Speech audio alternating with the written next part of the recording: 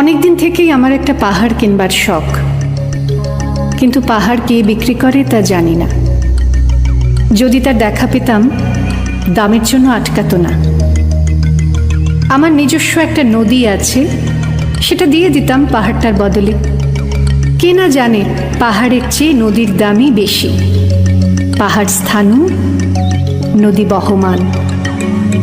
তবু আমি নদীর বদলে পাহাড়টাই কিনতাম, কারণ আমি ঠকতে চাই। নদীটাও অবশ্য কিনেছিলাম একটা দ্বীপের বদলে। ছেলেবেলায় আমার বেশ ছোটখাটো ছিমছাম একটা দ্বীপ ছিল, সেখানে অসংখ্য প্রজাপতি। শৈশবে দ্বীপটি ছিল বড় প্রিয়। আমার যৌবনে দ্বীপটি আমার কাছে মাপে ছোট লাগলো। প্রবহমান ছিপছিপে তন্নি নদীটি বেশ পছন্দ হলো আমার।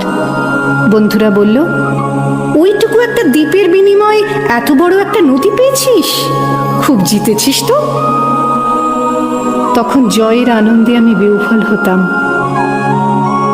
তখন সত্যিই আমি ভালোবাসতাম নদীটিকে।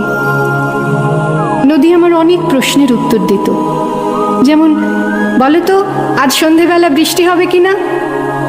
সে বলতো, আজ এখানে দক্ষিণে গরম হাওয়া, শুধু একটা ছোট্ট দ্বীপে বৃষ্টি, সে কি প্রবল বৃষ্টি, যেন একটা উৎসব।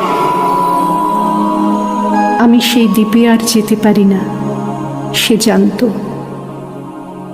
সবাই জানে শৈশবে আর ফেরা যায় না।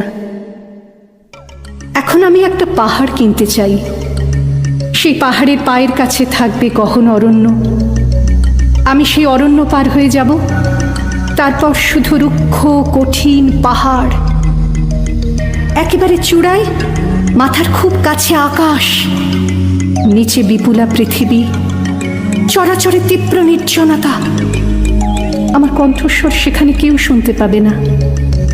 আমি শুধু 10 দিককে উদ্দেশ্য করে বলবো, প্রত্যেক মানুষই অহংকারী। এখানে আমি একা, এখানে আমার কোনো অহংকার নেই। এখানে জয়ী হবার বদলে ক্ষমা চাইতে ভালো লাগে। হে 10 দিক, আমি কোনো দোষ করিনি, আমাকে ক্ষমা করো।